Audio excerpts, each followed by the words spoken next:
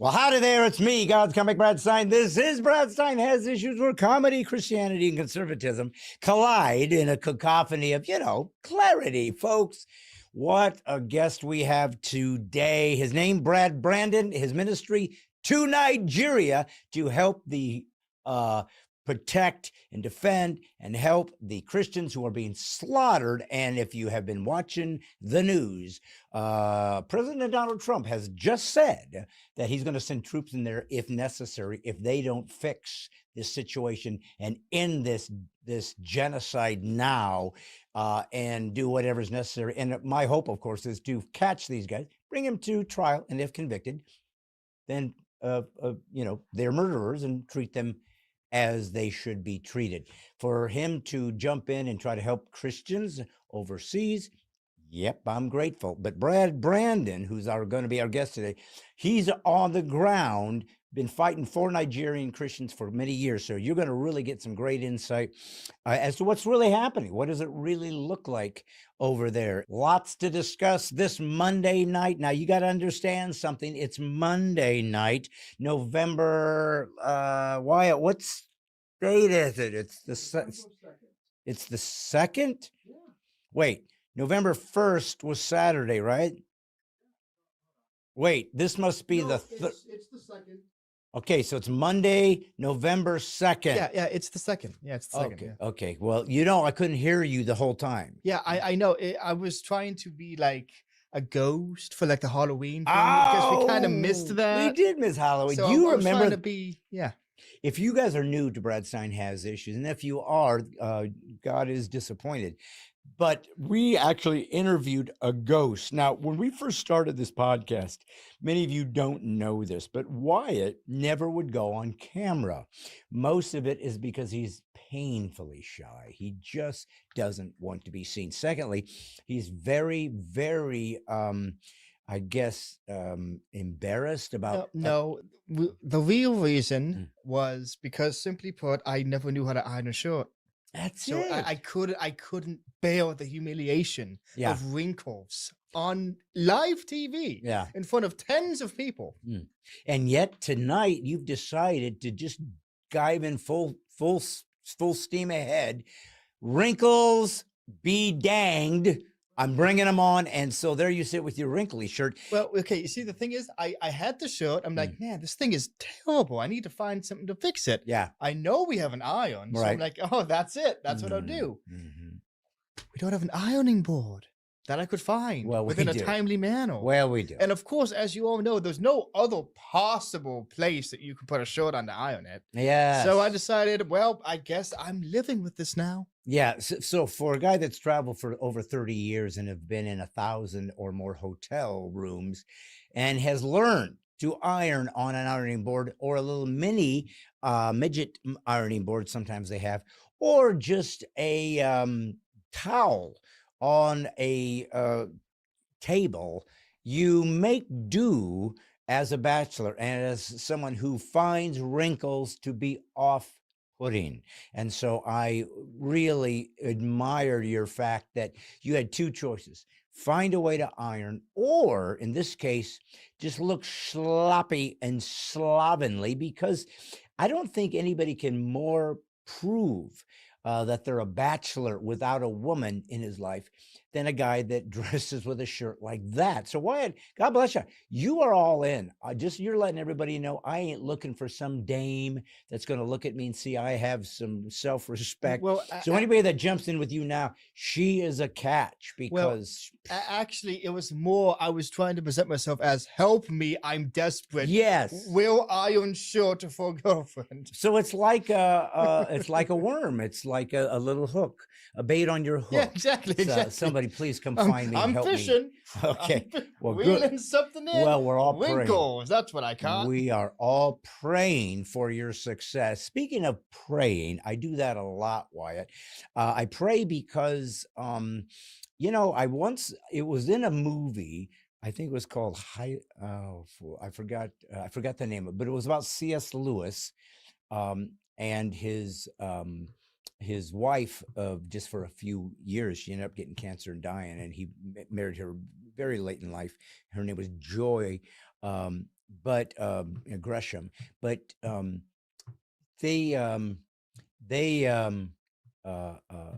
had a line in the movie. Just a second. Did anybody hear a thumping?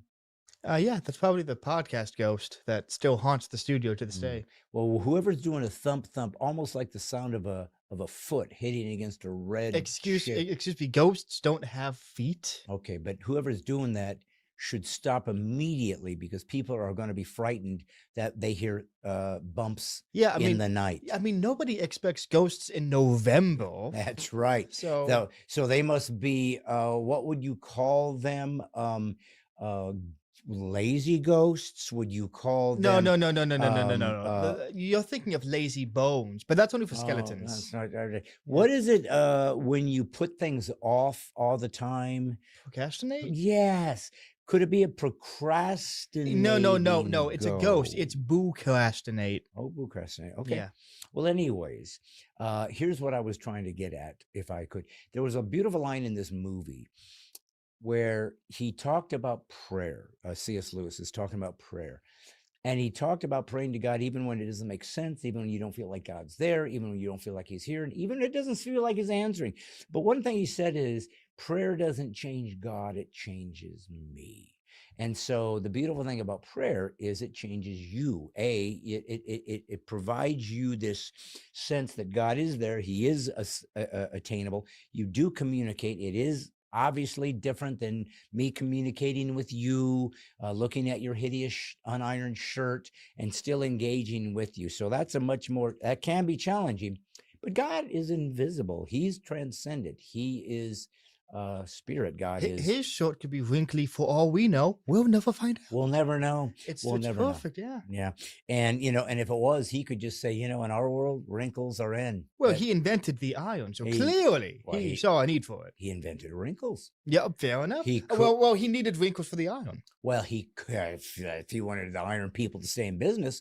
But think about that. He invented all of the product that is used to make material, and he could have made them automatically wrinkle-free. You take the cotton, you spin it into thread, you turn it into a cotton shirt, but it cannot, genetically, it's designed that it cannot wrinkle. He could have done it. He could have, but it would have killed the iron industry. It would have killed the iron. Killed it before it even got off the ground. And I think of all the maids that, or the butlers. Well, butlers to a lesser extent, but definitely the maids. Yes, and they need work. Let's be honest with you, son.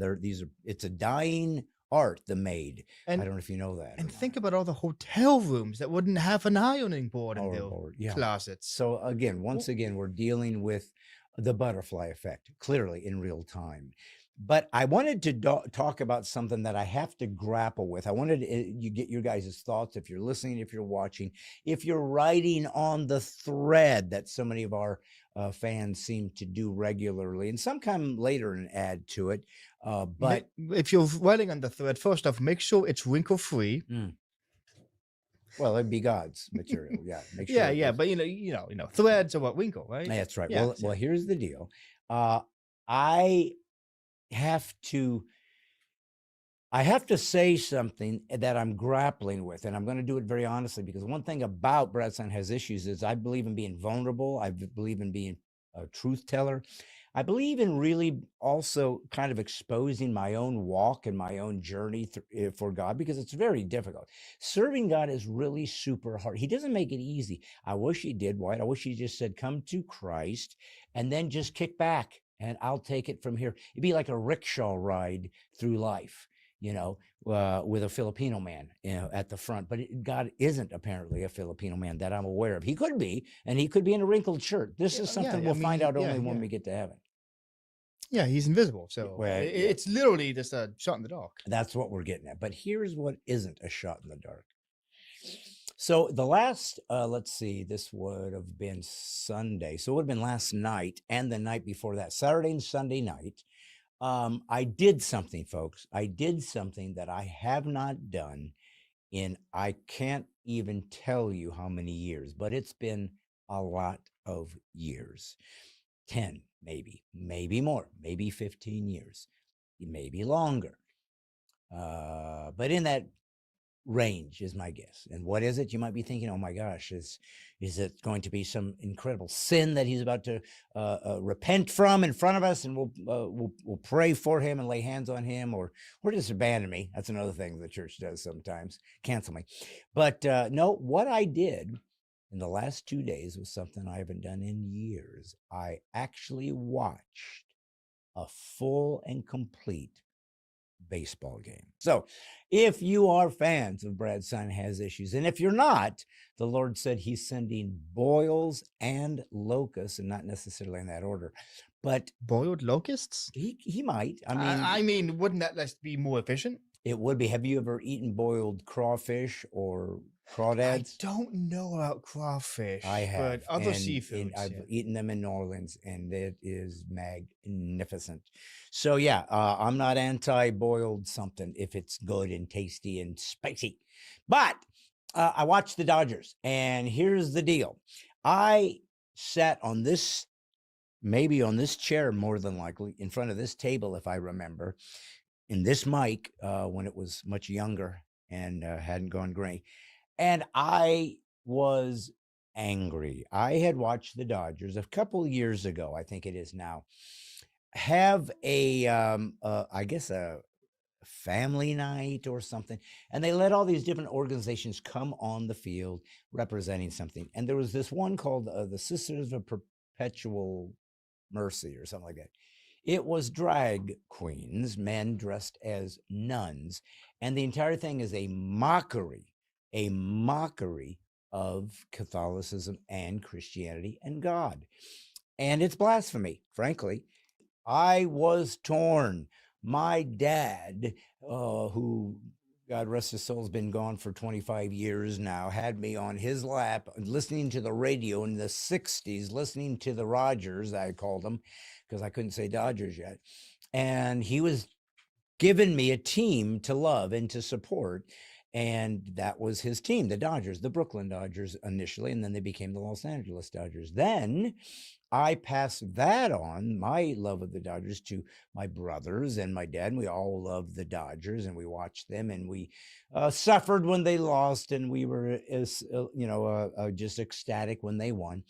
And my dad and I even went to 2 World Series, one in 1974 when the Dodgers played the Athletics, and in 1977 when the Dodgers played the Yankees, where the last out was Reggie Jackson striking out by Mike Welch, and I was behind home plate at the top of the steps.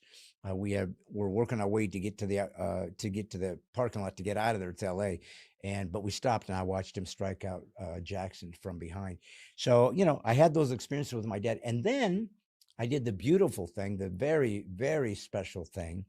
I got to pass my Dodgers on to you, Wyatt, my son, and then to my daughter. My son and I got to also become Dodger fans because that's part of my heritage. And so that being said, I wanted to pass it on eventually to my grandsons and my now new granddaughter. So I wanted them to love the Dodgers like me, and like my son, their uncle, and like their mom, my daughter, and like their great grandfather, who they never met.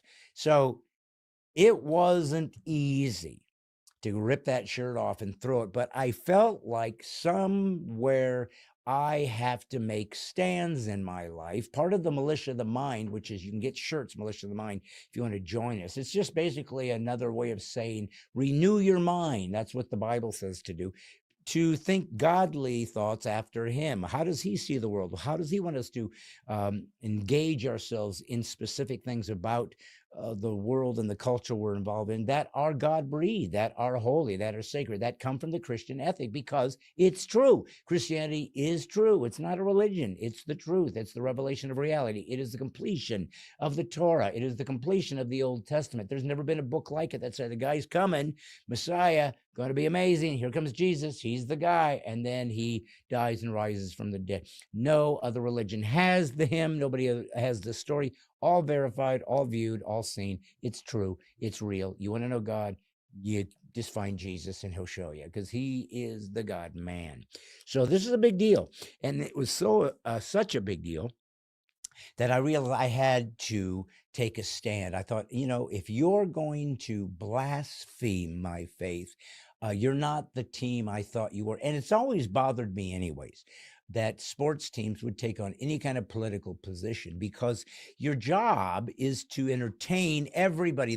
One of the great things about sports is that you can be a Democrat or a Republican or an atheist or a Hindu and go watch a game and nobody knows any of that stuff. You just know we're all Dodger fans hoping our team wins.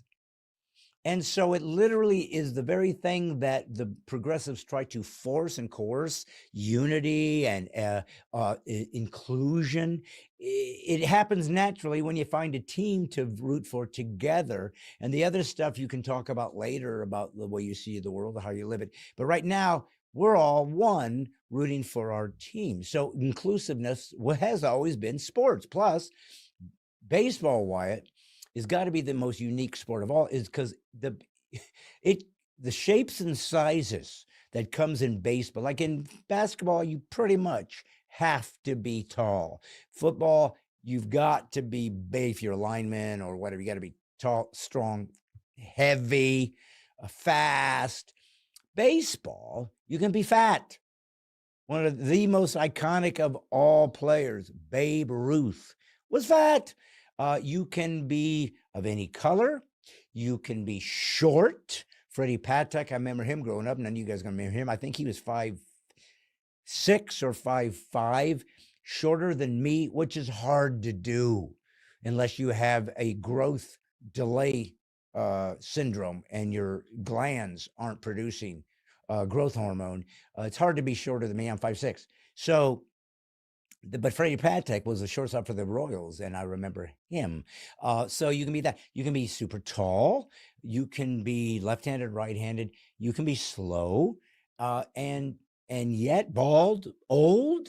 Some old guys, depending on the situation. Like the starting pitcher for the 7th game was Matt Scherzer, 41 years old. 41-year-old man pitching. So it's like, and talk about inclusive. The MVP of the game was a Japanese-born player.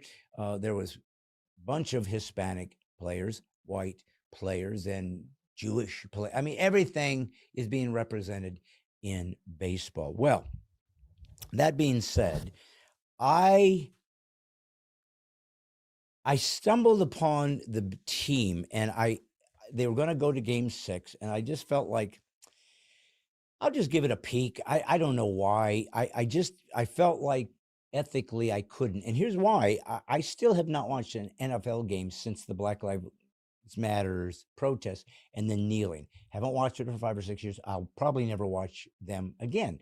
Never watched an NBA game because of that. Now, you might say to yourself, well, then why would you be a hypocrite and watch the baseball? Well, here's what I came to this conclusion about.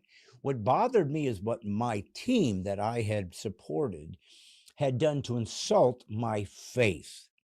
And it wasn't Major League Baseball doing that. It was one team doing one thing prior to the game for a group of people. And I just felt it was blasphemous, and it was incredibly disrespectful. Clayton Kershaw, who just finished his last game on Sunday, last night, Saturday, he played his last game with him. He went to them. He's a staunch Christian. He said, look, this ain't right. I don't like this. And they ended up having a faith day. So I guess they were trying to make up for it. My point is this: when do you draw the line to something is ethical and moral and you're going to stand for it? And when is there times for forgiveness? When is there times to say, well, maybe I overreact because I'm living in a sinful world, and anywhere I go, any time I go to a store and pay money, there's probably very anti-Christian. If they're woke, they're anti-Christian people running that. I'm giving them money. So it's kind of like when do you just kind of say, well, I'm going to try to be salt and light in the midst of this? So I'm saying all this not because I was making an excuse or I was looking for an excuse to watch the game. I was wrestling with it. I said, I just wanted to watch baseball, and I wanted to have my team because I had it my whole life and I enjoyed it. and I don't know if I can. And I watched the game, and they won on Saturday. It was quite a thrilling game. And so I decided to watch the 7th game. And Wyatt, I invited you, and I invited your sister and her husband, and all of my grandsons, like Uriah and Asa, and the other guy's name is Malachi, and there's one named Judah, and there's even a little girl named Selah.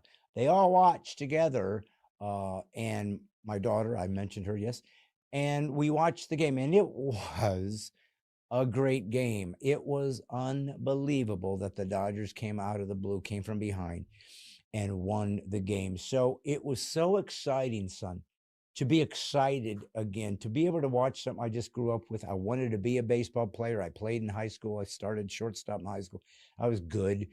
And it is something that, and I wanted to love my Dodgers again because it gives me a connection to my dad, to my history, to you.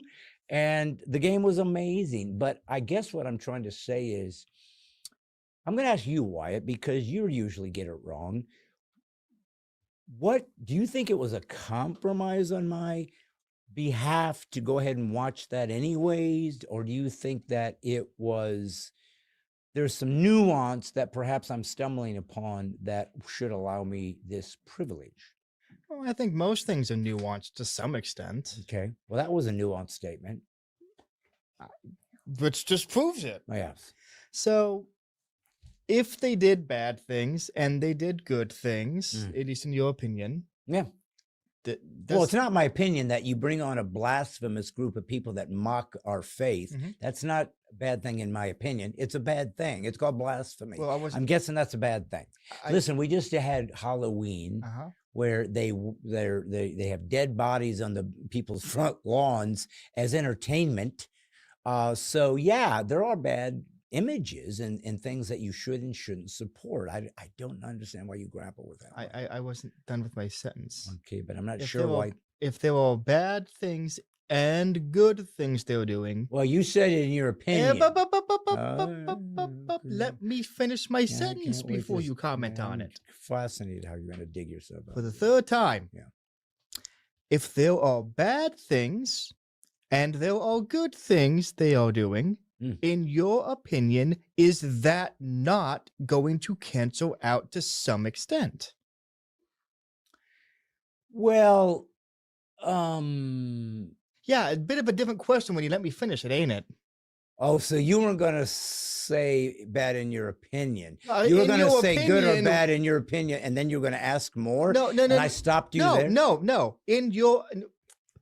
I started the sentence by setting up the premise, and then I was going to say, in your opinion, this. And then you cut me off before I could say that other part. So you basically did, like, mainstream media mixing. Yeah. So yeah. It's like CNN or New York Times doing an edit job to make you look bad, and it worked. Exactly, except it was my own father talking about baseball. How could you? That's ridiculous.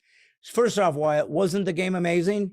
Yeah, I'd say so. It would have been a lot more amazing if there wasn't someone in the room who was continuously threatening to turn off the TV. I never threatened to turn off the TV. I just kept saying they're going to lose, they're going to lose, they're going to lose, they're going to lose. And then I finally got the courage. Holding the remote with the turn off button. I couldn't stand it. It's how I've always been. I can't watch them get beat and squander bases loaded. I can't stand it. Both teams squandered bases loaded repeatedly. I know. It was they were the best two teams in the series. Oh my gosh. And some of the plays that the Dodgers made to get out of that, it was crazy fun. It was fun again. Well, especially because we won. So the thing is, a lot of people think that baseball is boring, and I think I get where they're coming from.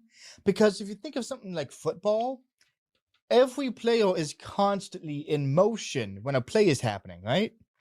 So it feels more dynamic. Yeah. But in baseball, it's basically all or nothing. Yes. You either make a play or you're out. That's it. So while I can see why some people might find that boring, in my opinion, it makes the stakes higher. Like, there's more suspense to it. It is suspenseful. Yeah, Everybody, there's it's the so most many suspenseful game that I've ever well, it seen. really is, because it has all these moments of tension. Each pitch is like a retention that's being built up. So much that can go wrong. And when you're young kids, like my grandson Uriah is a baseball player. He's very good.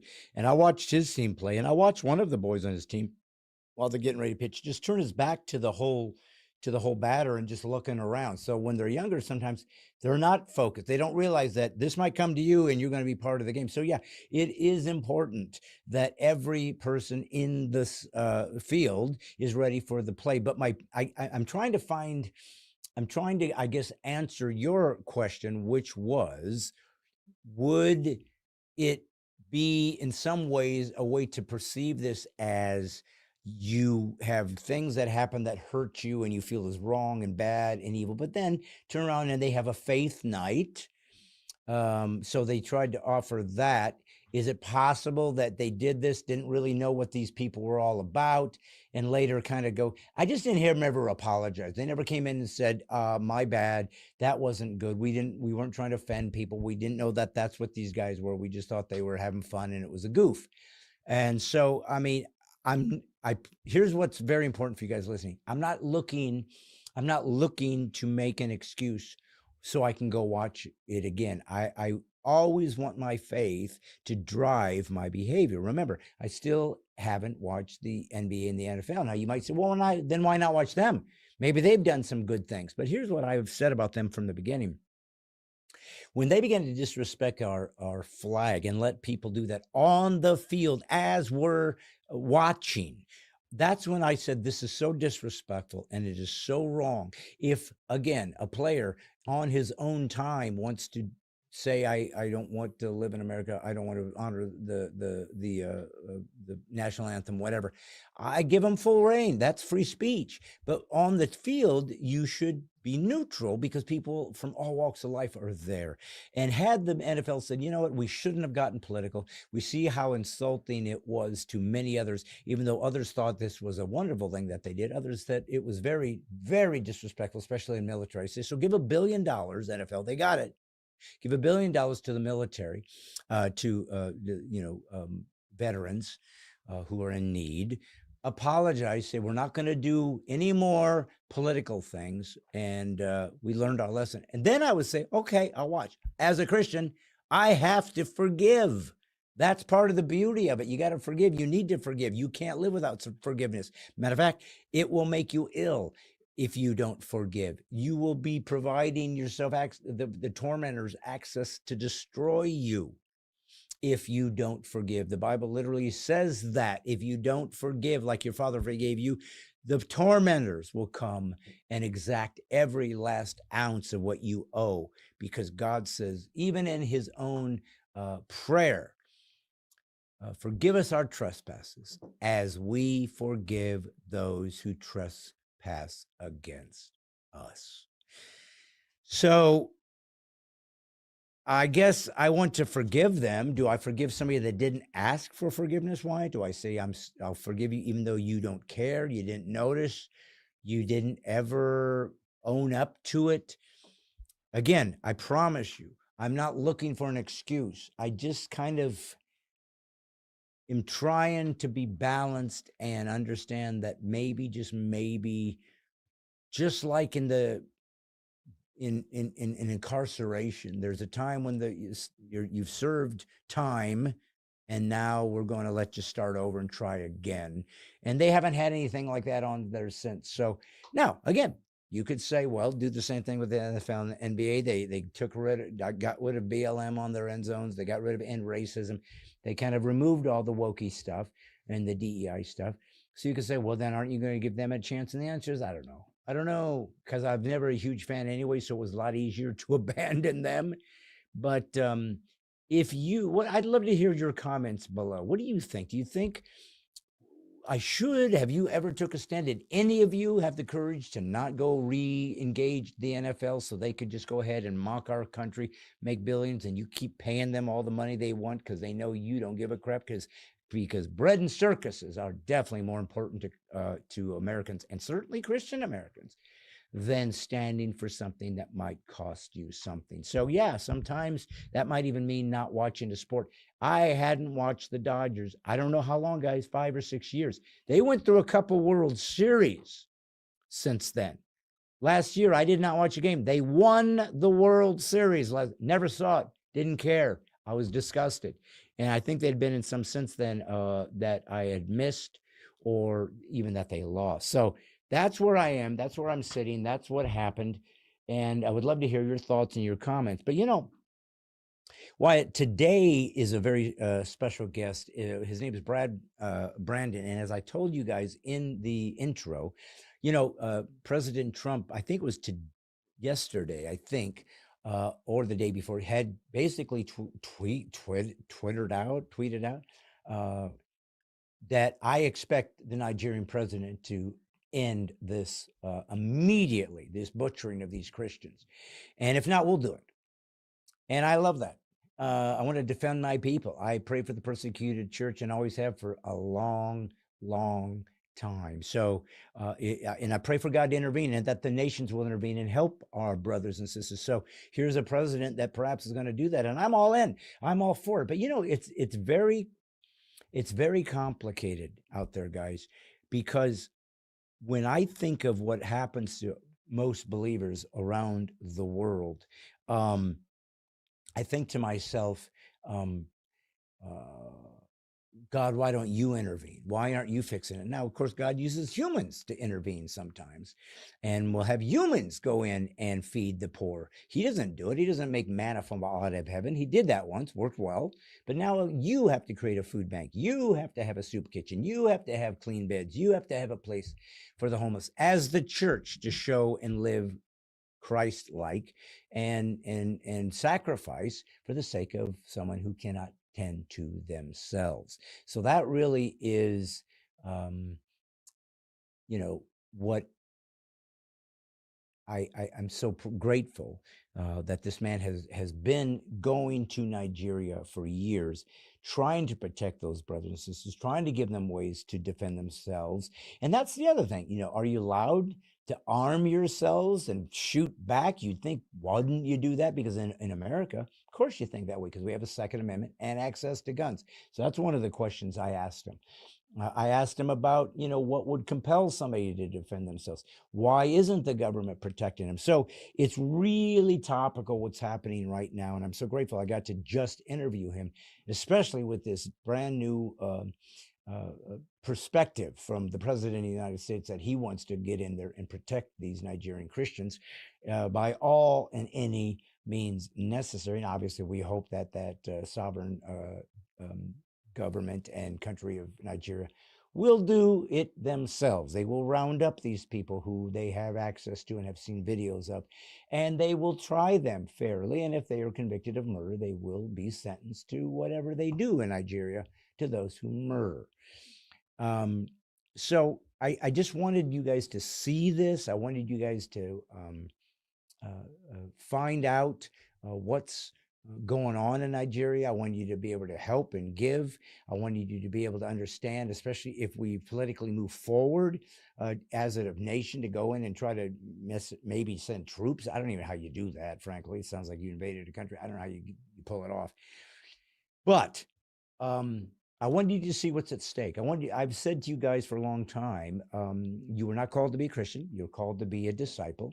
And that means that it might cost you everything. And in so many parts of the world, it does. It costs you everything. And you die. And they, hundreds of thousands of Nigerians have died. I think of all of the persecution of Christians around the world, 90% is in Nigeria. It is Islamic extremist Boko Haram that is killing them. Now, they also will kill some Muslims that don't think their version of Islam. So I'm not leaving out anybody that's being killed for their faith. I want to be protected and defended. So that's what I'm here for. That's what I try to do when I can. If you want to help this ministry, and it is, bring me into your church. I come in, I do comedy, and I try to encourage discipleship. We also can do a full weekend where I can do a men's event. I can do a Sunday service with you guys if you want to do that. So it's a complete weekend of just really trying to re-engage the church for a third great awakening. That's kind of what I want to do. That's what I want to be. We want to continue to get more guests onto this channel that are higher profile. And little by little, we're doing that. Amazingly, God has given me great favor. But we also are really, really, really ramping up for 2026 to have a lot more content that will be out daily that will lead us back to here. Please subscribe, like, share, notification on YouTube. Brad Stine Has Issues. Also follow me on Facebook fan page and on Instagram and on X. And let's see if we can make this a ministry that is fun, funny, but also inspiring, and also educate you on your faith and what it means to fight for the faith. That's what the militia of the mind is. So get your t-shirts that help support us and other merch. We're also going to create Brad Stine Has Issues t-shirts with our logo so that you can have that if you're interested. And we're also going to probably do a what do you call a fundraiser to see if we can kind of help build back all of the shortfall that we've had to shell out to try to keep this thing going. I don't pay myself. I do pay my son, and he needs to get paid more. He's doing a lot of work in this ministry, editing time, and he just, he doesn't get paid what he deserves. And I want to fix that if I can. God willing, that's exactly what's going to happen. But right now, I want you guys to understand that we are going to fight like believers in the body, and especially help those who are on the front lines. Every time this man goes to Nigeria, he's a white guy, he leaves a note, an envelope on his desk for his wife in case he doesn't get back. This is real. It is as real gets. And we haven't experienced that for the most part. But we might, and we could, and we might even, after you've watched this, you might want to say, I want to go with you and help you. And you're putting yourself in harm's way. That'll be up to you and God. But that's how important it is for us to reimagine Christianity in America. And that's my hope. That's my dream, to create disciples and usher in a third great awakening. God is at work. Aslan's on the move. Something has happened in the last year or two that does seem to be a renaissance and a revival of people, especially younger, coming to Christ. So let's continue to follow God and what he's doing and to assist him in his great work of changing lives, healing the brokenhearted, and fixing the world one tiny person at a time. So God bless you for showing up, and I really think you're going to enjoy this interview. It's going to be hard to hear, but it's also going to be inspiring, and hope you will learn from it and bring it into the marketplace that you have some authority over or some influence. So enjoy this interview with God's comic, Brad Stine. How could you not enjoy that? And Brad Brandon. Brad, good to be on with you. Well, I couldn't think of anyone I would rather have.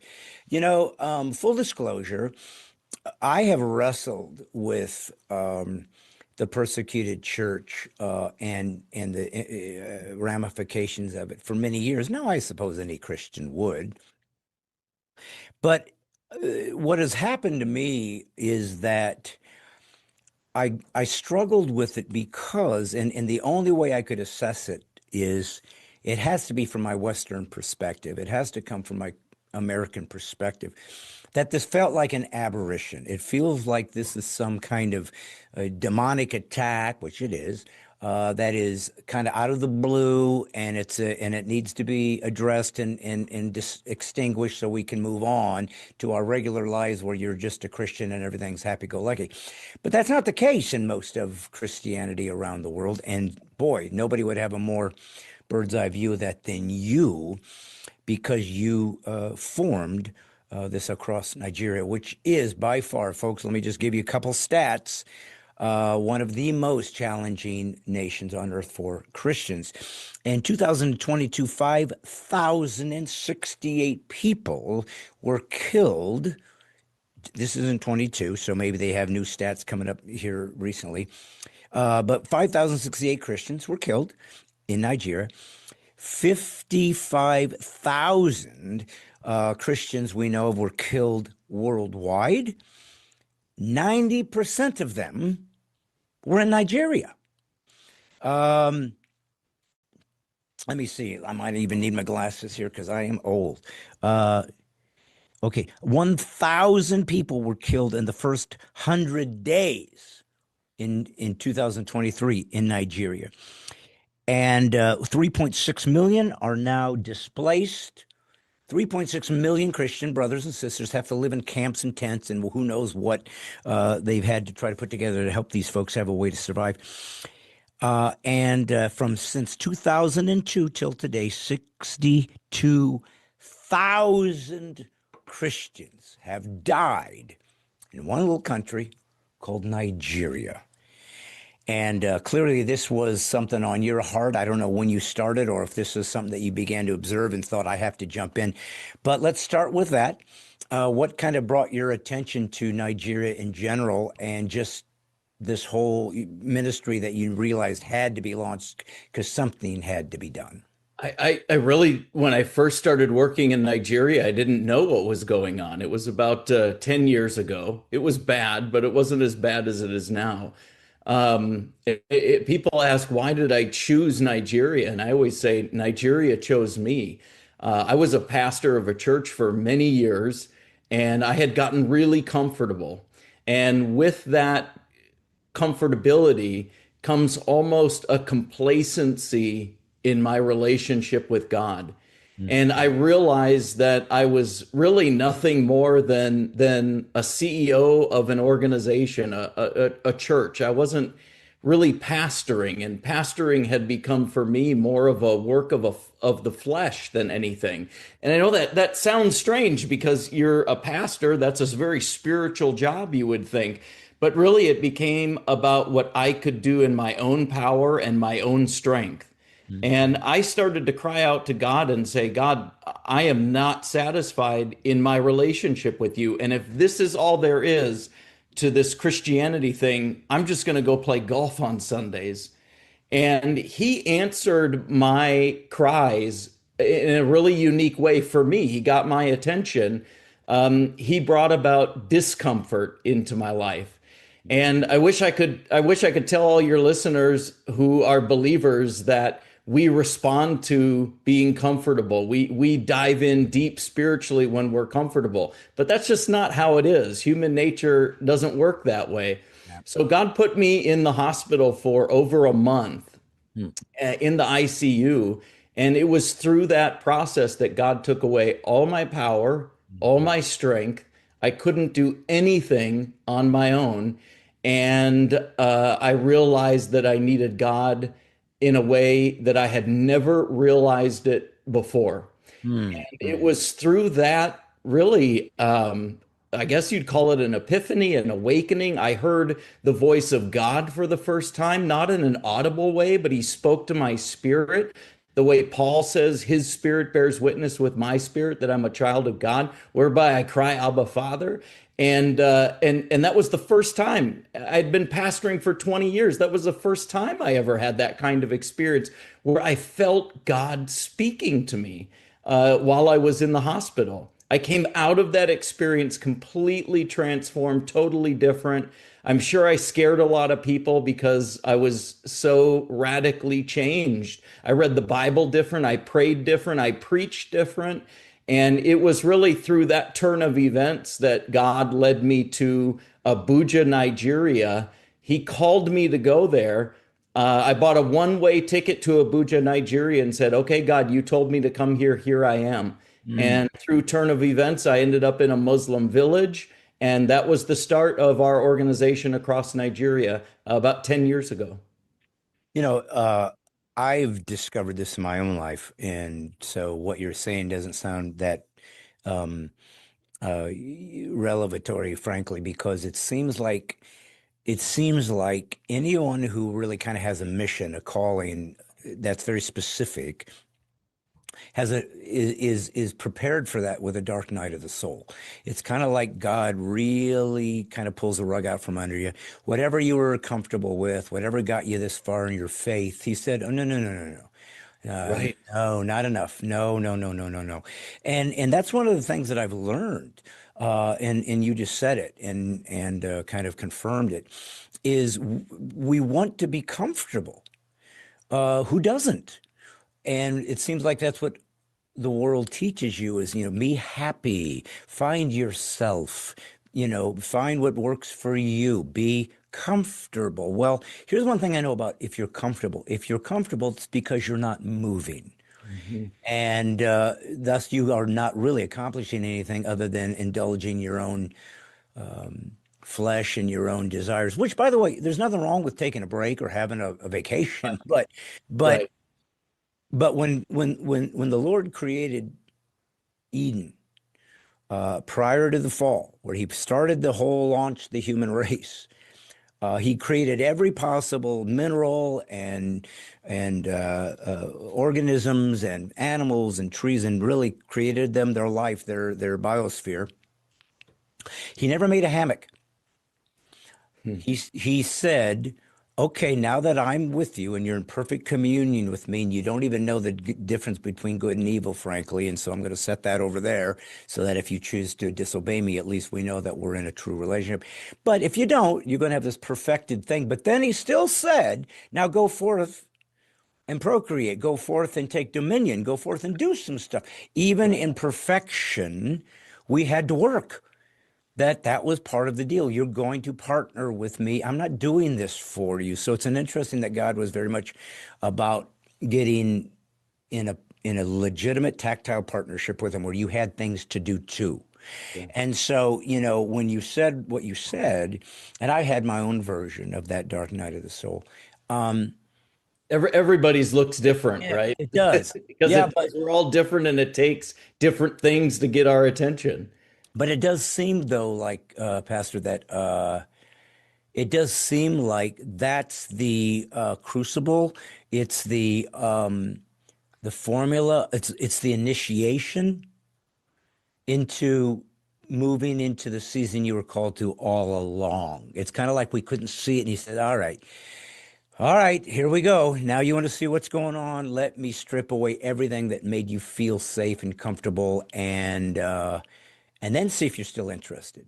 And if so, then we have some business we can accomplish. Well, Nigeria is certainly one of them because it is so absurd. When I read the statistic that of the people that were killed in 2022, 55,000 martyred believers, 90% Yeah. is in Nigeria.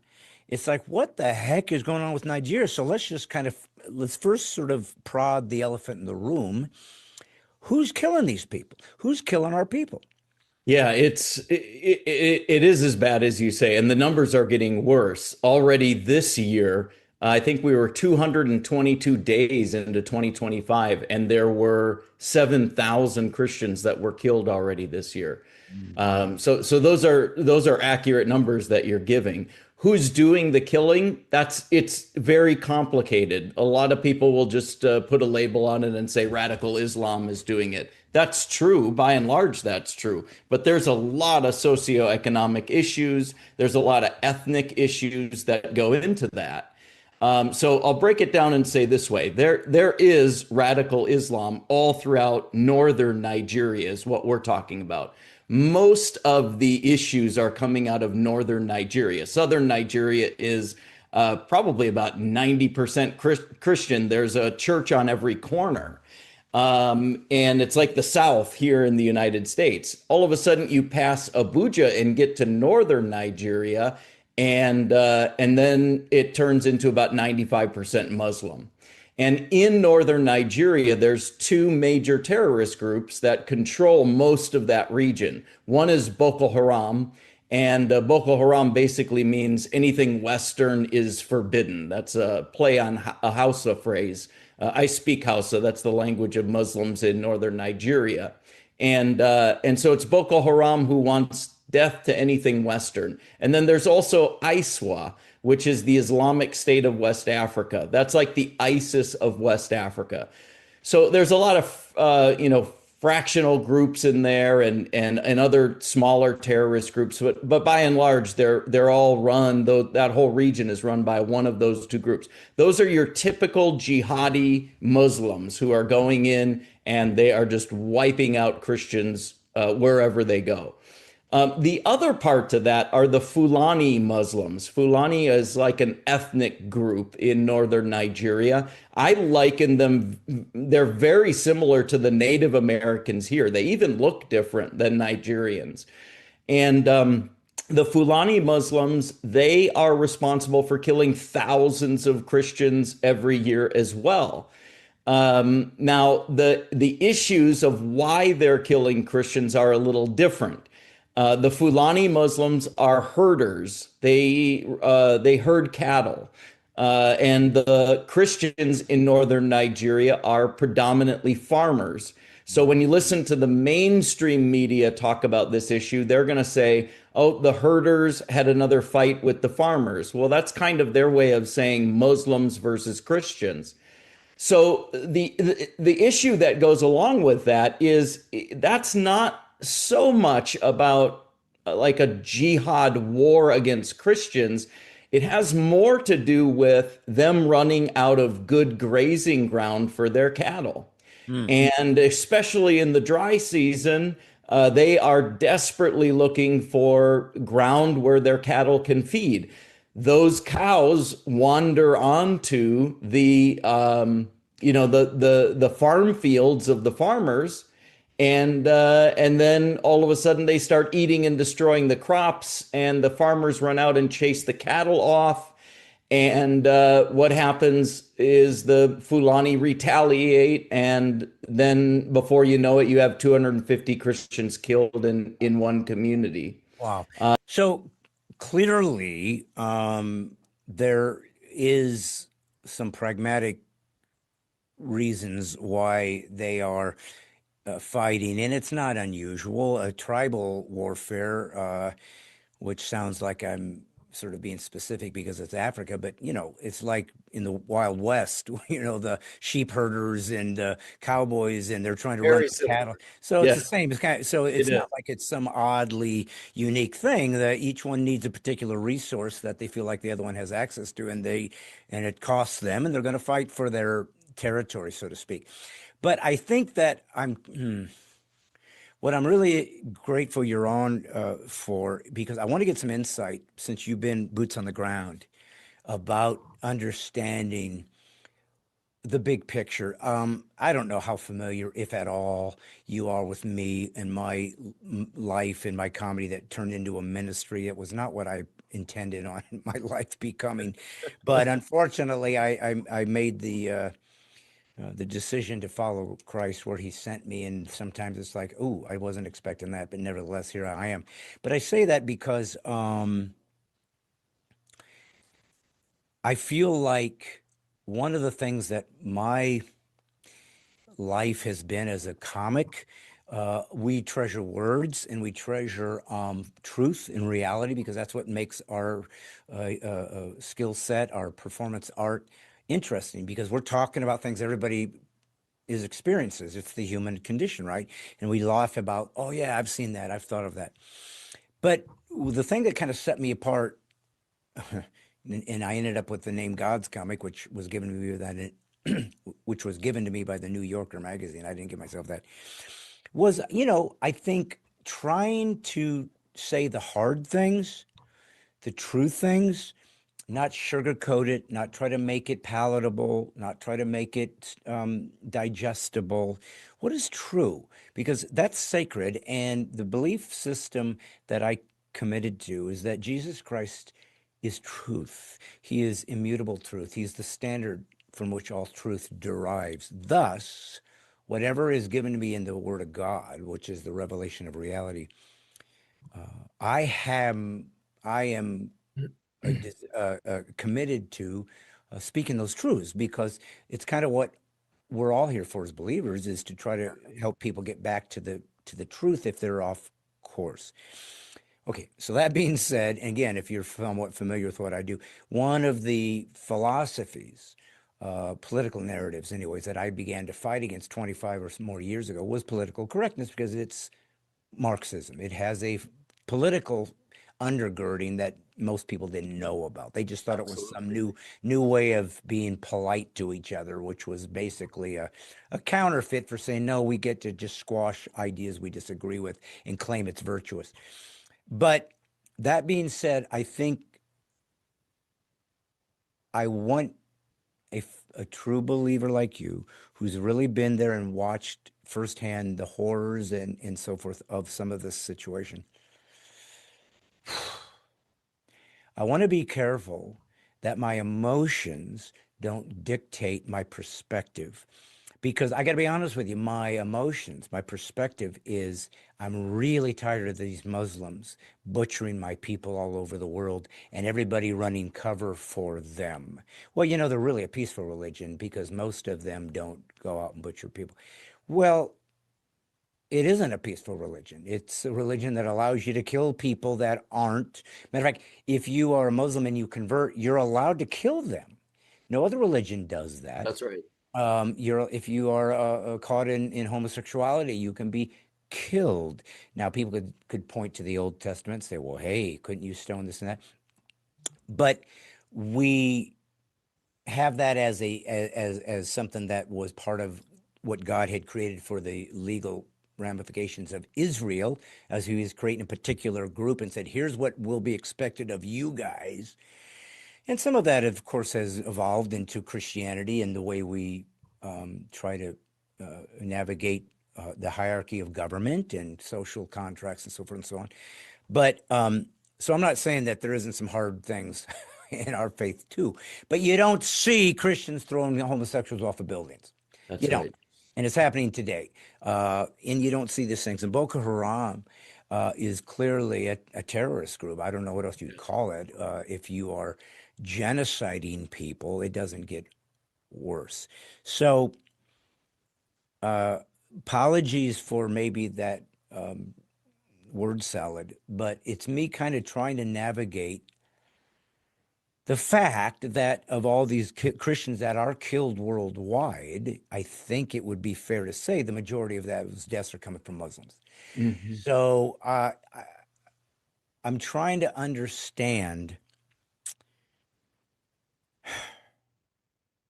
what that means for a true believer and how we engage that as Christ followers who were told something that you will not see in Islam: love your enemy, pray for those that despitefully use you. Years ago, there was a pastor, I think from Nigeria, now that I think about it, or maybe Uganda, that was at my church and talked about martyrdom and Muslims killing his people. And I remember I went up to him after the service and I said, I got to ask you a question. And I also, kind of telling you an anecdote, but I want your thoughts on this as well. I said, why don't Christians defend themselves?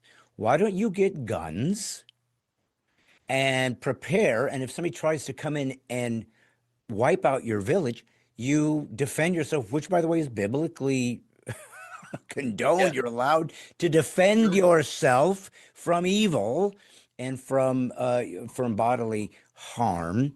And I thought, is it just because maybe you guys don't have access to firearms? Maybe it's illegal there or whatever. And I just remember him saying, "Well, you know, I would allow the Holy Spirit to tell me what to do." And I said to him, "Yeah, but if you had access to a firearm, would you defend yourself?" And he goes, I would ask the Holy Spirit to tell me what to do." Hmm. Hmm. And it was at that moment that I realized American Christianity is very different than virtually Yeah. anybody else, but certainly African Christianity, who actually face the butchering, the raping, the killing of people's wives and sisters and daughters and husbands and sons. And I thought to myself, what am I missing as an American Christian when my first thinking is, well, we get our guns because I have a Second Amendment. And I started thinking, am I somehow equating my constitutional rights, which is how God set up the world? He gave governments who are still under his authority, but they're governments that are supposed to keep the peace and defend the well-being of its people. And defend, and in Leviticus and the original laws given to the Israel, you were allowed to put to death a murderer. I mean, there were all these structures put into place as to how we will defend our human corporate connections. And so, but it just seems so obvious to me. You get a gun, you defend yourself if necessary and if possible. And it was almost like that was the last thing he was thinking about. It was like, what would God tell me to do? And this guy really has seen people die.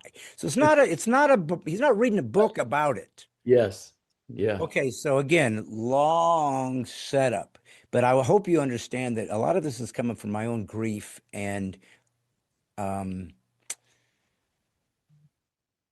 befuddlement by God seemingly not intervening. And so again, as an American Christian, it feels counterintuitive to the God that I hope would be there the moment I need him to send an army of angels to do his work. And he doesn't sometimes. Okay. So I'm going to kind of get off my ridiculous soapbox, but I wanted to give you that story because I thought it might jumpstart your perspective of how these Christians must look at life differently and their faith differently. But please also, if you could answer me, is there something why they don't defend theirs? Is it because they can't defend themselves? Or do they feel like there's a different prerogative they have to go to first before they go to that direction? Anyways, I give you the. No, I appreciate your transparency about it too. And let me just say, I'm a big Second Amendment guy. I own guns. I mean, I'm not a pacifist by any means. Now, what I say after this is going to sound completely contrary to that, but I also look at my work in Nigeria differently. So to answer your first question, Nigeria has some of the strictest gun laws in the world. And that's like even here, when you restrict guns and make them illegal, what happens? Only the bad guys can have guns. So that's what's happening in Nigeria. Most people cannot own firearms in Nigeria. It's illegal. So that's one part of it. Now, I've had people say to me, why don't you, bring in a bunch of guns and arm the people? And I've even had organizations contact me and ask me, if I would help them. I don't want anything to do with that. But the reason for that is you're talking about people who live on about $1 a day. They are working for the day just to feed themselves. If they get hold of a firearm, guess what they're going to do with it? They're going to sell it so that they can get food. The conditions are that desperate there. So you have all of those complexities in that. But now let me go to the spiritual side of it and say, I know exactly what the pastor was talking about that you mentioned. You have to come to a point where you realize that your calling is bigger than you are. I travel throughout northern Nigeria most of the year. I'm in the most dangerous place in the entire world, working in those conditions all the time. I never carry a firearm. I never have armed security. No one on our team is armed. We go into Muslim villages, and I want to be in solidarity with our message. If I go into a village and talk to them about the Prince of Peace and Christ can bring peace into your life, and I'm standing next to a guy who's carrying an AK-47, it just seems like that's not in solidarity with what I'm preaching. And I have to reconcile that and say, what I'm doing, my calling, is bigger than me. And I completely agree with the pastor who said, I would have to allow the Holy Spirit to lead me in that moment. God gives us the wisdom and the discernment that we need for that moment. And usually he doesn't give it a moment too soon. And so I guess that's how I would answer that. That's a really convoluted answer. And I'm sorry to be so, choppy about it. Well, not really. I don't think so. I think it was pretty concise. I mean, the simplistic answer is they can't have guns. So it's not even really, it's a moot point because they don't have access anyways. And then you said, and if they stumbled upon one, they'd sell it for rice or something. So it's like, again, I don't think like that. I'm an American. I got food. I'll go grab some food right now, and there'll be plenty after that. So this is what I'm talking about, though, Pastor, is that I knew that it had to be something else. The way they see their faith played out in reality had to be different than me because it doesn't make sense. It feels counterintuitive. Now, look, I get it. I'm a Christian, a Christ follower, which means I'm supposed to live supernatural naturally. I'm supposed to do that which is so counterintuitive to my natural man, which is you harm me, I want to defend myself and harm you back. That's natural. And I don't think anybody would truly fault you for that. But when God says, but what if I asked you not to? That's right. You would go, well, it doesn't make sense. He says, I didn't ask if it made sense. I don't think a lot of what I am asking you to do will make sense because sense is relevant to your five senses that you interpret reality, but I don't live in that world. I live in a different one. I partner with you in your physical world. I made it. It's beautiful. But I have another providential, sovereign perspective that you simply don't have. And so all I've ever asked of you is trust me to do what I tell you because I know what I'm doing. That's right. But it's still, come on, it's still to watch your family being killed. Come on, it's so hard to wrap your mind around that being God's choice. And it is. The church has been built on martyrs for 2,000 years. It is. It always changes things. And perhaps I remember there was a Roman proletariat, whatever it was, whatever you call them, Caesar maybe or them. Anyways, Christians are thrown to the lions and they would die. And anyways, he said, these Christians die well. Hmm. There was something about what they were given to the world to say this. Do you know, everyone, what? There's something in life more important than life. Yeah. What? Do you guys know that there's something so much more beautiful and um, that is forever? That this little moment here really is insignificant. But now I'm going to prove it instead of talk about it. It's not a bumper sticker. It's real. Hmm. Hmm. Well, then and Jesus said, "No greater love can a man have than he gives up his life for his brother." So if that is the ultimate love commitment? What would it be like to give up your life for Christ, Hmm. the biggest of brothers, the Yeah. greatest of brothers, because he did it first? And there does seem to be some special reward for the martyrs who are allowed to claim from the blood of the dust, when, O Lord, will I see justice? And it will come.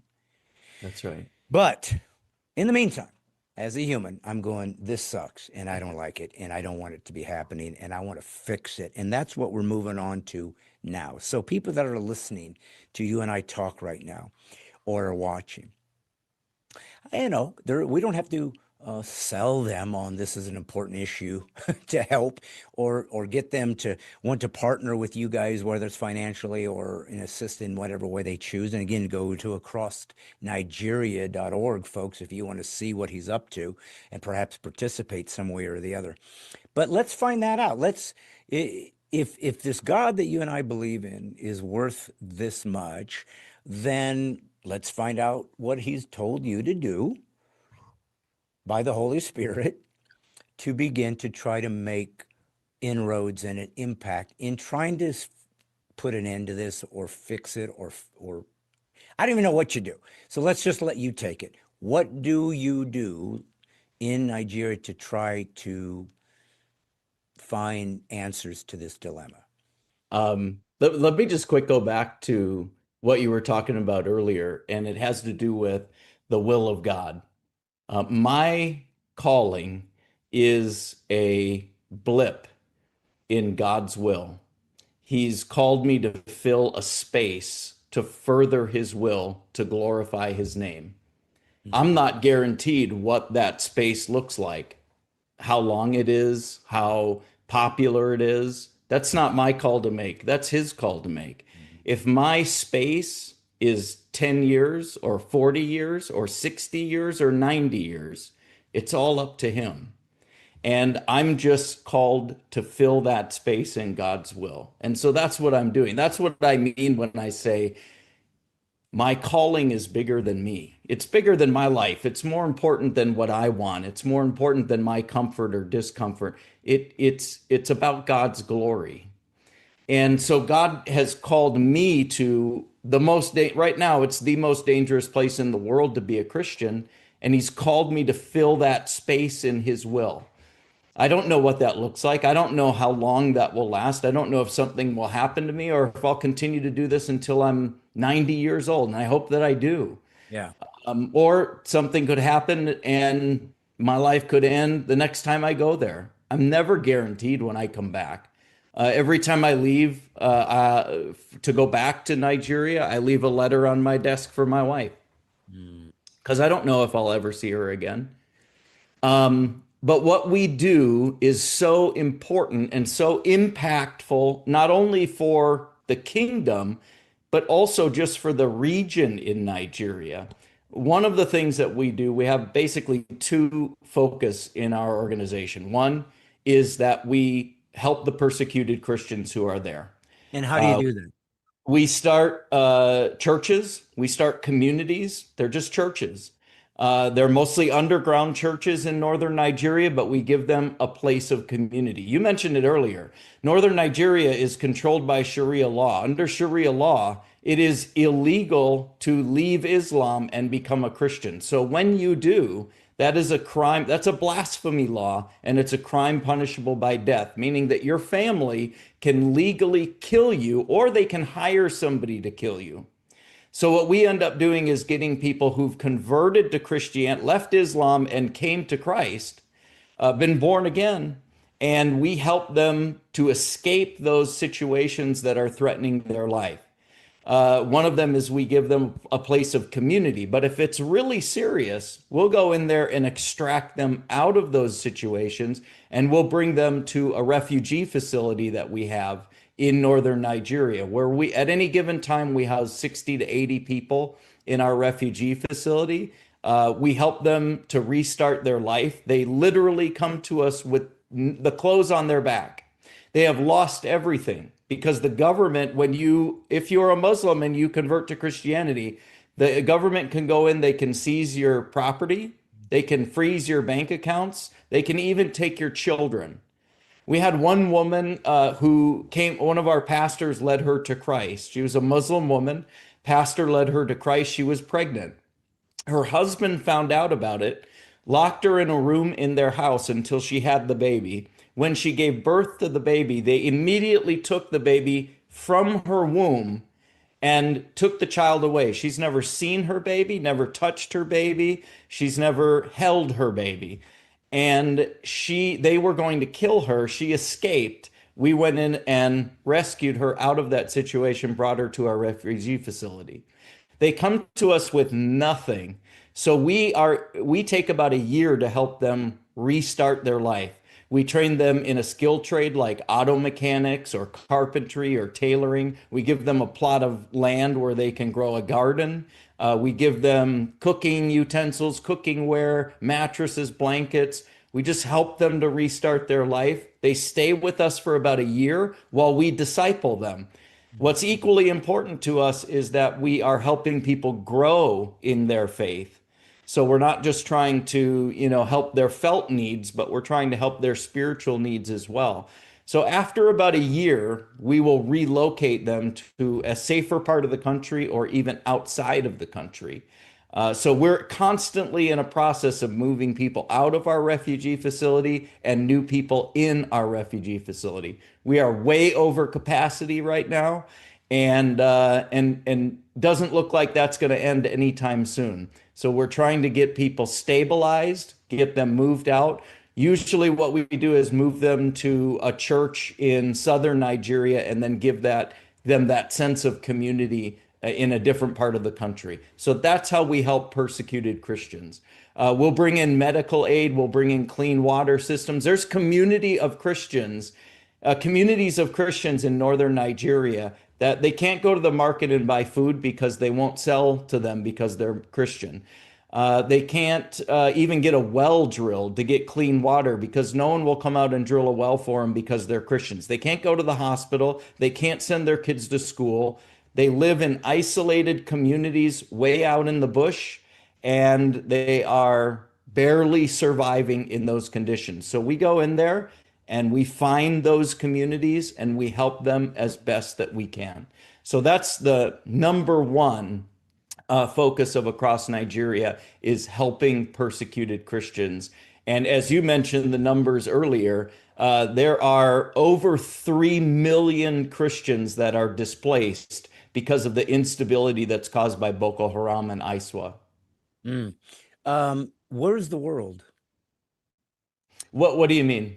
Well, if this is genocide for the most part, wouldn't that be a United Nations kind of and I listen, The usual nothing? I know the answer, but I have to Yeah. at least give the illusion that there's something objectively accessible here. But, why isn't it been more of a outrage that this is taking place so that there can be some support and some perhaps international assistance, right? And maybe someone capturing these folks and bringing them to a court, to try to bring some justice to this and maybe let them know there's going to be a cost for you to do this. Now you don't get to just murder folks.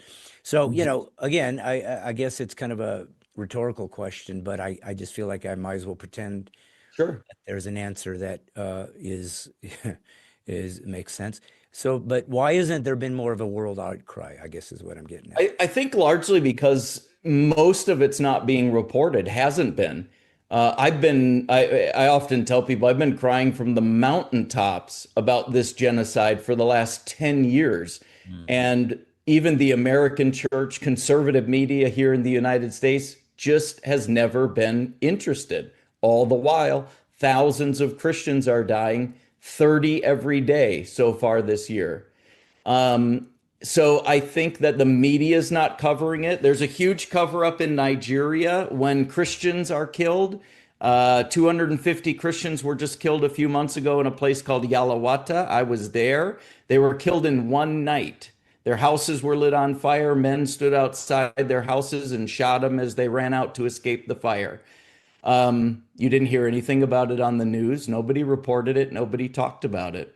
So I think that there is a lack of reporting on what's going on, and that really stifles the awareness in the West. Hmm. The UN knows what's going on, and they're really good at writing strongly worded letters. But beyond that, they really don't do anything. Now, Yeah, to try to be balanced, and I say that with gritted teeth, uh, Muslims will also kill each other, Muslims, they do. sects and so forth, if they feel like Correct. they're not Muslim enough too. So Yeah. I'm guessing that might happen as well. And that when you are jihadi, like, there's no rules, man. It's just go in and wreak havoc because this is what God would expect you to do. So, isn't Nigeria, and this might expose my ignorance, for some reason I was thinking Nigeria was more a majority Christian country in anyways, and then, but this majority. So are they, Oh, it's almost split 50-50. okay, The South is Christian, the North is Muslim. okay. And so do the Muslims in the North cross into the South and do their destruction, or is it only Christians in the North that are facing this? No, they do cross into the South. It hasn't gone south of Abuja too much yet, although we're seeing more and more violence further south in northern Nigeria, if that makes sense. So it is moving, it's migrating, and it's getting, but that's just because it's getting worse all over the place. But wouldn't there be governments, especially if it's Christian, or cities that have their own law enforcement, or what, that wouldn't they immediately rise up, or even their military, and go, whoa, you all can't come in here and start killing. I don't know. Again, none of this is easily to dissect because Yeah. you're thinking somebody's going to fight back. It just feels like they're not doing anything even to defend themselves, and it's hard for me to understand why. So I guess wouldn't there be those in the South that could create militias and or a functioning military that's already there to defend themselves, The or not? Nigerian military is outnumbered and outgunned. Okay. I've been in the north and witnessed Nigerian soldiers walk off the job when they're ordered to fight Boko Haram because they say it's a suicide mission. Okay. Okay. Well, you think Boko Haram is like these primitive people who live out in the desert, and part of that's true, but they use drones, they use high-tech weaponry, they use technology, they use social media. I mean, they are very, very skilled and smart. Mm. And who's funding them? Most of the funding comes from, I don't want to say other Arab countries, but I'll say other Arab wealthy individuals. Let's put it that way. A lot of Arab individuals who have inexhaustible wealth are Yeah. funneling money into northern Nigeria. The Nigerian government also has a vested interest in destabilize them. I mean, that's really what COVID was about, wasn't it? Right. Yeah. They control people who are afraid. All right. Well, as we get kind of towards the end of this, brother, I do want to kind of see if I can focus on this one particular perspective that I feel could be helpful to all of us. Your ministry across Nigeria, it has its own function and its own purpose, and it needs to be funded. It needs to be prayed for. It needs to be assisted, and I hope and pray that people watching or listening will get involved. So that's certainly the obvious. But I do want to discuss just for a second your perspective. You're a Christian man from America, so a Western Christian. You grew up in evangelical evangelical community as a pastor, so you understand American Christianity. And it's not like we're not Christians, and it's not like we're not true believers or care that Christ is Messiah and whatnot. But what I am becoming more and more aware of is it's a lot more shallow, and it's a lot more lacking in sophistication and depth when it doesn't cost you anything. Mm-hmm. And Mm-hmm. it's never cost us anything in America. Now, maybe that's changing. It certainly seems True. to be Yeah. to a certain degree. But what God has shown me as a comic, brother, is, as I've done so much of my work in the churches, is the comedy is just the flavor that it comes in. I have a message he wants to use, and he just delivers it in this unorthodox way. But the latest term that he gave me, that seems to be my marching orders to the church, is we were never called to be Christians. We were called to be disciples. Wow. And a That's so Christian good. and a Christian is easy because Jesus does all the work. Mm-hmm. He lives a perfected life. I can't. Mm-hmm. He dies for sins I had no right to do. I wasn't holy to be able to even accomplish it. He had death over hell and the keys to death, and overcame them because certainly I couldn't. And then he provided me the free access to the blood of his sacrifice so that I could be seen through that prism and be seen perfected because of what he did. So it's an amazing story. It's the greatest story of all time. Jesus is the game changer. He's the one of a kind man, unlike any in human history. But he did all the work. Right. He did everything. I did nothing. He did literally everything that I couldn't have done. And we all understand that as Christians. And he says, now here, it's a free ticket. And that's what we've done in America. We said, I'll take the ticket. All right, I'm good, right? And what we haven't said is, as I grip that ticket, and he doesn't quite let go, and he said, by the way, if you take this, it's going to cost you everything in your life until you die. Do you understand what this costs? And in Christianity America, the answer is no. No one taught us this. Matter of fact, they told me if I want Jesus, I could bow my head, close my eyes, and not look around so I wouldn't be embarrassed. Mm-hmm. Brother, if you're embarrassed about the Son of God who did that for you in front of people who've already accepted him, you don't Yeah. deserve him. You don't deserve him. So And you true. probably don't really have him, Mm-hmm. because you can tell that when the heat's on and you crumble, you'll find out you were really never one of his. Yeah. So now, again, I'm safely in Nashville, Tennessee. Easy to say those things. Nobody's got a gun to my head or a machete yet. I pray it doesn't happen. I'm not longing for martyrdom. But if that's what's coming, then like you said, I would pray God would help me accept that. And I'm either going to die of old age, a Hmm. sickness or accident, or I'm going to be martyred. One of those three things. Like, well, if God said you get to choose, I think I'd rather die for Christ just because, wow, what an honor. Yeah. But all that to say, you must have seen, lived in, was saturated in a different Christianity in Nigeria than in the United States because you've been in both equally Hmm. uh, deep. Yeah. What is the difference between those who literally realize saying yes means I probably will die and American Christianity? And can American Christianities find that level of commitment? I think the difference is, simply put,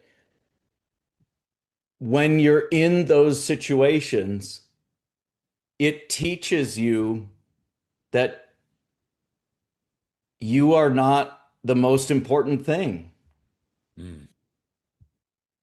God is the most important thing. And I think that American Christians, and I got to be careful, most of our ministry is supported by the American church. So I'm not trying to be overly critical, but so many Americans still are holding on to the idea that they are the most important thing. Mm. Somewhere deep down inside, they're hanging on to that thought that I'm really important, that I'm really the center. Yeah. And it's not until you let go of that whole idea that you're not the center of anything. Mm-hmm. You let go of that idea that you're the center and God is the center, and all of a sudden your whole perspective is going to radically change. But you've got to let go of yourself first. Mm-hmm. Mm-hmm. You'll Mm-hmm. never get to that place as long as you're holding on in any way thinking that you're the center. But I guess what I'm curious about is, and maybe, brother, maybe it's not that easily defined. Maybe they're kind of stuck with what they got, and so they just accept it. But I believed or longed for an answer that they have tapped into a faith in Christ that's different and Mm-hmm. but that it's tangibly different, that we can almost define, here's how they see it, here's how they live it compared to that. And I'm an American Christian. I'm not putting down the church. They supply lots of funding for so many missions, Yep. and they try to serve God. It's not our fault to a certain degree that we're not being persecuted. That's I it. mean, we Yeah. happen to get this and we just take it for granted. But I guess I was hoping, and I don't want to, I don't want to create something that isn't there. But I guess it's because I can't imagine what it would be like to be faced with the sword at your neck saying deny or die. And I might have to, but right now it's hard to imagine how I would do that. I would have to hope the Holy Spirit would jump in. That's what the word said he'll do. But Yeah. I guess I was hoping that you could say, guys, here's what I've seen from the believers who literally suffer for it every day. And it's funny, the Chinese Christians would say, I pray that Christian Americans would, because they go to prison, they'll say, thank you for allowing me to share in your suffering. Mm-hmm. And it's like, when have we ever been taught to share in his suffering, as opposed to the suffering needs to end, God, come and fix it. So it's a perspective Yeah. that comes out of the very fact that they are in a cultural environment that is hostile to them. So they went in knowing this was the cost. We didn't have that, so it's almost like we have to find that extra element of all in that they have to have. I'm sorry, I feel like I'm just repeating myself, but I guess I was hoping that there was something you could tangibly say, brother, here's one thing about these guys I don't see in most American Christians. And if not, then that's okay. I just thought maybe there was. Let me put it this way. I always tell people it is very difficult to be a Christian here in the United States, and it's very easy to be a Christian in Nigeria. Now, when I say that, people are like, you'd think it would be the opposite. You'd think I would say it's really easy to be a Christian here and really difficult to be a Christian there. No, it's the opposite is true. And I think maybe this touches on what you're referencing. The reason I say that is because when I'm here in the US, because I experience both worlds. I come back to the US, I do, speaking at churches and events, and I do interviews. And so I get to experience the first world of the United States of America and all the good things that it offers. And one thing that I realize is that when I'm back here, it's really hard to be a Christian because I don't need God. I don't need God here. I can go to the store. Yeah. I can go to work. I can walk down my street. I can go hang out with my friends. I can drive my car. I can live in my house. I can go years and never need God. But when I'm in Nigeria, I can't walk out the front door of my house without absolutely being dependent on him every minute of every day. Yeah. No, that completely, I think that is the answer that I knew had to be there. And I think that is a more poignant way of observing the difference because, Jesus said that the rich guy is going to have a hardest time to get into heaven. And sometimes when we pray for certain things in our lives and we don't get them, I think what I'm learning is that sometimes God probably as a good father says, I'd love to give you these things, but here's what I've learned. When I give you things, you worship them. And I wanted you to worship me and be grateful for the things. Yeah. And you don't. And it's so I think what you said is probably the most the most poignant way to say it in the simplest way, because it is simple. We have no other option. Mm-hmm. We got Christ. We hope he lets us live. If he doesn't, we move into. Listen, it's not like our life's great. We live on $1 a day. We barely have food. Actually, heaven kind of is an upgrade. We're, we get to, there's something there that we long for anyways. It's not a punishment for being killed. It's my reward. But again, easy to say, hard to do. Well, Pastor Brandon from across Nigeria, if you would just take a second, if you to all my listeners, all my viewers, is there anything that you would want to say to them about your ministry, acrossnigeria.org, as far as anything you'd want to encourage them to help you? And maybe they're hearing this and going, you know what, I want in. How can I just take this moment as a commercial for what maybe you would want to tell them in case there's somebody out there that might be of service to you somehow? The most important thing that we need are the prayers of people who are supporting and following us. That's the number one thing. And I'm not just saying that to sound polite. That is what we live off of, the prayers of people as we're operating in northern Nigeria.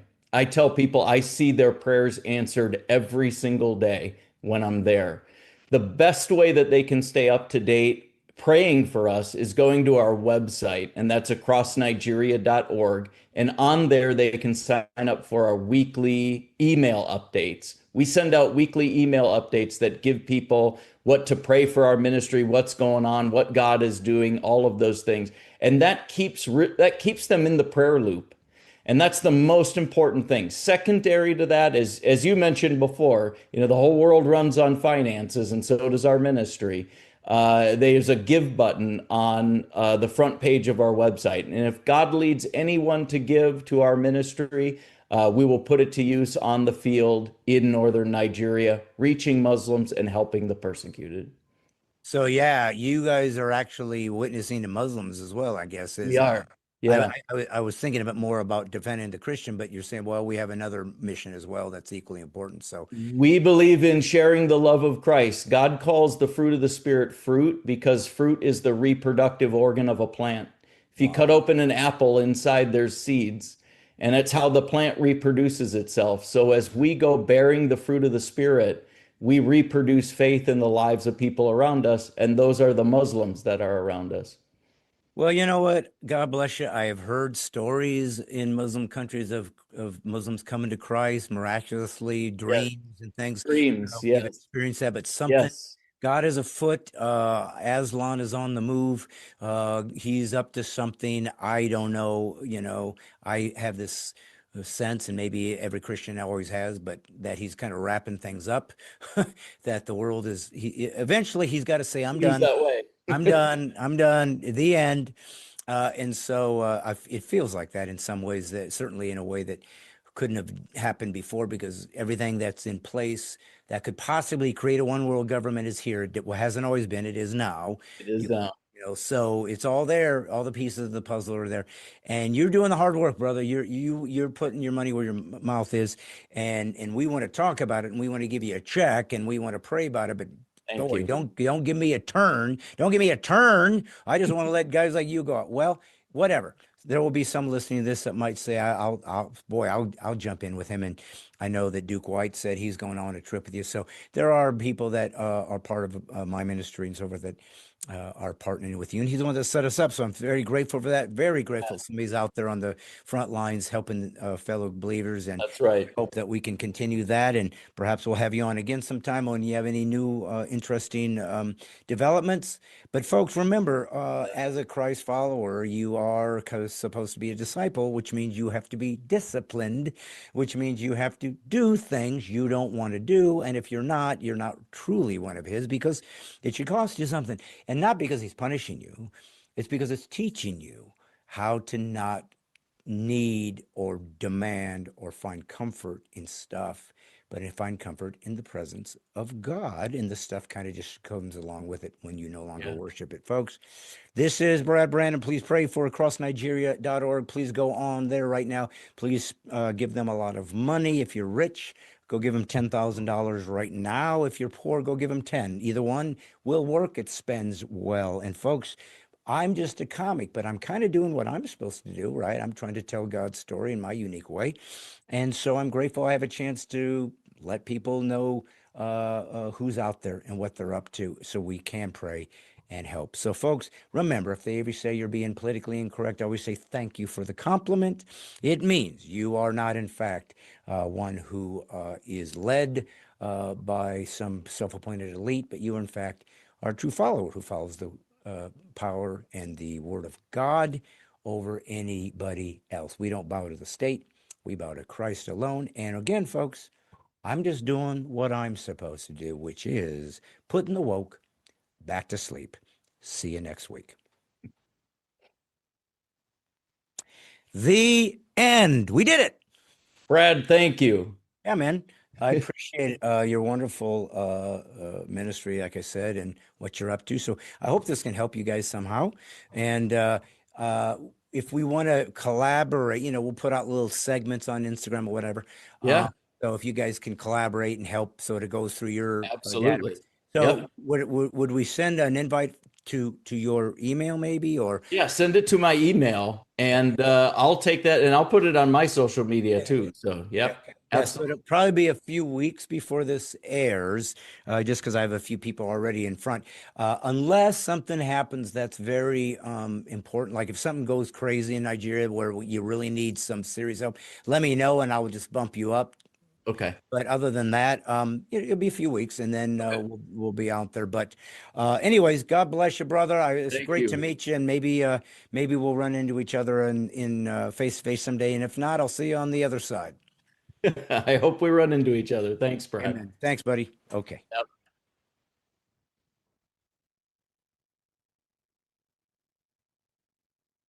To each other.